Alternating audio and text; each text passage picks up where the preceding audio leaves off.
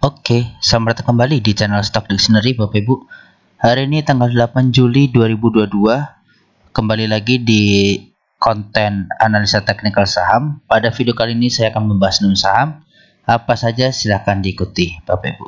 Baik, kita langsung ke saham pertama ya. Ada SIKO. SIKO ditutup di harga 148 dan perubahan harga 7,25%. Kalau dilihat dari volume, hari ini spike menyentuh volume 20. Untuk bandar lokal hari ini masuk, walaupun tipis ya. Tipis. Kalau dari asing kemarin dia masuk, hari ini kayak gimana kita lihat dari bandar detektor.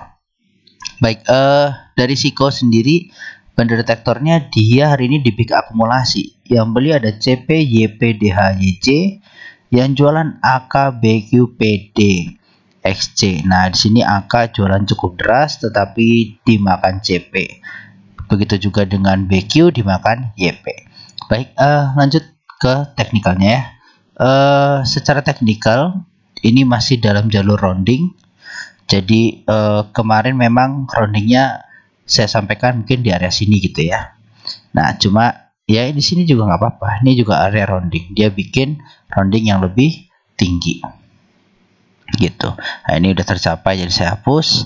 Target roundingan tetap di 240 kalau dia berhasil naik. Nah, kalau dilihat dari MA60-nya dia belum ada ya. Kita coba cek MA20-nya. Oke, dari MA20 ternyata dia ketahan MA20 untuk hari ini. Nah, mungkin dia akan rounding lebih pelan lagi, tapi pasti untuk breakout MA20-nya ini. Dimana kalau misalnya dia udah mencapai target 180 aja sudah cuan kotos-kotos sebenarnya. Kalau Bapak Ibu beli-beli di area-area sini. Seperti itu. Jadi ini memang area roundingan. Harapannya cukup sampai sini ya. Nggak perlu sampai 115 lagi untuk membentuk double bottom. Ya kita lihat aja. Tapi kalau ternyata bandarnya mau ngebuat double bottom, ya kan dari sini terus dia ternyata masih kurang turun, dia turunin lagi sampai 115 baru rounding naik, ya jadinya double bottom. Tapi kalau double bottom sampai area 115, target tetap sama di 240 seperti itu. Lanjut ke saham selanjutnya ada GCCO. GCCO ditutup di harga 148 dan perubahan harga 5,71%. Kalau dilihat secara volume dia merangkak naik tipis. Tapi masih di bawah volume 20. Dari lokal dia udah 4 hari masuk net buy. Kalau dari net foreign-nya ini net buy tapi tipis banget. Nah, kita lihat dari bandar detektornya, hari ini dia di normal akumulasi. Yang beli ada ZP, KK, AKMG, yang jualan SQ, SC, LGCC ya. Jadi ini good banget, yang beli sudah mulai bagus. Nah, sekarang kita lihat dari teknikalnya. Secara teknikal GCCO lagi mau ngetes 150 sampai 151 resistennya, mudah-mudahan jebol. Kalau nggak jebol ya kemungkinan dia akan sideways. Kemungkinan akan sideways di area sini. Tapi Bapak Ibu di sini kalau dia sampai jebol 133 lagi, dia bisa kacau balau untuk GCCO. Kenapa? Karena di sini ada potensi double top. Potensi double top dengan target penurunannya warna biru ini. Ya, ini terus dia turun. Ini bisa sampai ke 52. Kacau. Oke. Nah, sebelum ke 52 di sini ada support di 110 ya, MA200 inilah ya, nanti dia akan bergerak naik juga, atau dia bisa ke 97 sampai 100. Ini target dari penannya. Penan breakdown targetnya bisa diatur seperti itu, bisa diketahui lah. Oke, jadi untuk GCCO seperti itu, mudah-mudahan dia bisa bermain di area sini minimal. Oke, biar patah semua ini downtrendnya. Gitu ya. Lanjut saham saja ada BWPT. BWPT ditutup di harga 68 dan perubahan harga 1,49%. Kalau dilihat dari volume hari ini juga masih tipis, gagal breakout dari volume 20-nya. Untuk bandarnya boleh masuk lagi hari ini. Nah, asingnya ini masuk tapi tipis-tipis banget gitu. Kita lihat dulu dari bandar detektor. BPT hari ini di big akumulasi, yang beli ada AZCCODZP, yang jualan PDLSHP. Nah, AZ ini beli cukup besar, nampung punya PDLS, ya kan? Nah, ini jualan, AZ nampung. Nah, ini kemarin memang saya sudah sampaikan bahwa kalau BPT ini angka 64 ini kuat. Nah, kalau ini sampai jebol ya bahaya, tapi untungnya enggak gitu ya. Nah, BPT sendiri ini ada target penurunan dari apa namanya ya? Ya, penannya dia kalau break di support sini, ya kan, targetnya dia bisa ke 58. Tapi mudah-mudahan enggak. Gitu. Ini kan target aja, belum pasti. Jadi ini potensi ada sinyal dibaca gitu. Nah, di sini BPT tapi jeleknya MA60 gagal crossing.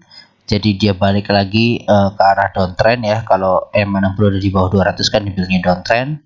Jadi mengarah downtrend lagi. Kemungkinan BPT mau nguji 70 dulu. Bisa langsung berhasil? Sepertinya bisa ya. Mungkin 2-3 candle nguji jebol. Mungkin. Nanti baru 74-nya ini agak berat seperti biasa. Seperti itu untuk BPT ya. Jadi untuk yang sudah beli di 64 udah tenang lah. Udah tenang, mudah-mudahan confirm breakout gitu aja. Karena ini udah mulai diakumulasi beberapa hari ini gitu. Seperti itu ya untuk BPT. Lanjut selanjutnya ada SSMS. SSMS ditutup di harga 1265 dan perubahan harga positif 3,09%. Kalau dilihat dari volume hari ini juga meningkat, sudah breakout volume 20-nya. Lokal juga beli cukup banyak beberapa hari belakangannya, seminggu ini. Untuk asing ya beli, tapi juga masih oke lah ya. Hari ini kita lihat seperti apa. Masih belum terlalu besar sebelumnya, cuma ini udah oke lah. Nah, kalau dilihat dari hari ini dia normal akumulasi, yang beli EP YUBR, yang jualan YPHD YJ. Ya, EP ini beli cukup besar, hampir nampung YP dan HD seperti itu. Good. Nah, secara teknikal kemarin saya juga sempat bahas SSMS. Ya, SSMS saya sempat bahas. Jadi ini dua area yang sulit dipertahankan untuk SSMS. Kenapa? Karena di area sini pasti nggak lama. Paling seminggu, hampir mau ya seminggu lebih, 10 hari dia breakdown lagi. Nah, ini kalau dia ini kan kalau dari candle dia pertengahan antara mau breakout atau enggak. Cuma sepertinya akan breakout, akan menguji ke 1300 lagi. Nah, 1300 ini diuji, jebol ya bagus gitu. Oke, bagus kalau jebol. Nah, ini dia target dari penan sini. Oke, kalau dia break, nah arahnya sini. Area-area 1400 sampai 1440-an targetnya dari pattern yang ada gitu ya, dari pattern yang ada. Jadi bukan dibuat-buat, dari pattern yang ada bisa ke situ arahnya. Baik, seperti itu untuk SSMS. Jadi ini potensi masih lanjut kenaikan ya. Nguji dulu 1300 ini jebol, karena ini area yang sulit ya, dijebol dua kali, jebol gagal. Nah, ini bisa jebol, good lah gitu. Baik, selanjutnya ada LSIP. LSIP ditutup harga 1175 dan perubahan harga positif 4,91%. Kalau dilihat secara volume hari ini juga breakout, volume 20-nya lokal udah kembali masuk setelah jualan deras sebelum-sebelumnya. Asing juga sudah mulai masuk setelah jualan. Jadi ini pertanda baik.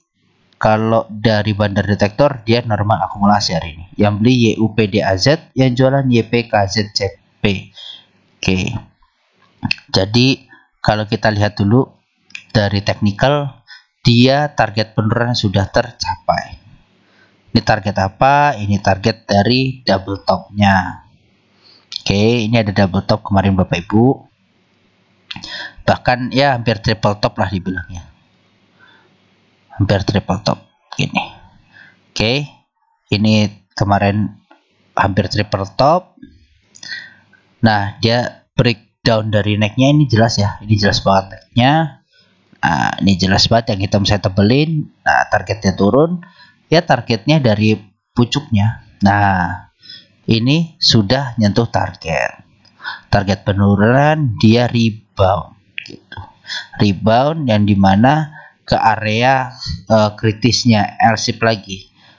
Nah, ini kan dia breakout, mudah-mudahan confirm ya, valid untuk breakoutnya. Dia bisa bertahan di atas 1160, ini bagus karena bisa valid lah gitu. Nah, kalau dia gagal, dia break dari 1090 lagi, ini potensi drop lagi gitu. Nah, yang bahaya ini memang dari wavingnya dia naik ini, kalau dia jebol, nah ini oke, ini dia seperti ini. Kalau dia jebol ya beneran confirm bisa ke 885, 880 gitu. Jadi agak ngeri dimana memang ini dulu support resistennya si L-shape. Jadi apakah confirm apa enggak ya saya nggak tahu. Saya bukan market maker, hanya menganalisa seperti itu. Oke, jadi untuk L-shape yang punya kemarin sudah beli di sini, kalau dia break, dia mungkin sideways seperti biasa di area-area sini. Oke, sidewaysnya agak lebar, ya nggak apa-apa, bagus. Karena target penurunan dari triple topnya ini sudah confirm gitu. Oke, seperti itu ya Bapak Ibu. Lanjut, saham selanjutnya ada Ali. Ali ditutup di harga 9575 dengan perubahan harga 1,86%. Kalau dilihat dari volume hari ini sudah membaik daripada sebelumnya walaupun masih kecil sekali. Hari ini juga lokal masuk tipis sekali. Nah, kalau asingnya masuk si Prit kemarin setelah jualan. Kemarin lumayan jualan ya, ini karena udah akumulasi besar akhirnya jualan juga. Ya nggak take profit. Nah, tapi di sini juga karena ada triple top ya, triple top. Ini triple top nih. Oke. Targetnya dia kemarin ini dari sini yang paling tingginya pucuk ke necknya juga beberapa hari ini sudah tercapai ya, dari tanggal 20 Juni itu juga sudah tercapai, udah confirm. Nah, mudah-mudahan ini beneran valid untuk reversal karena ini area sidewaysnya Ali yang cukup lama dari bulan November sampai Februari, 4 bulan. Nah, mudah-mudahan ini beneran valid. Kalau valid ya dia sideways di sini, tapi kalau dia breakdown lagi potensi ke 8675 gitu. Ini resistennya dulu si Ali gitu.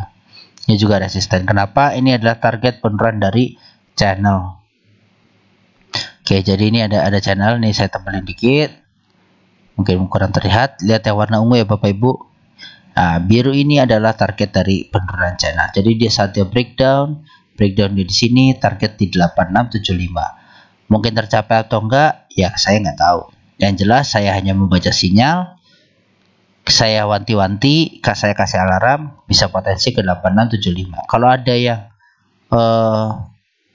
kemarin udah beli, ya terserah Bapak Ibu, mau nggak apa-apa di bawah turun average down atau mendekat loss dulu nanti lagi di bawah.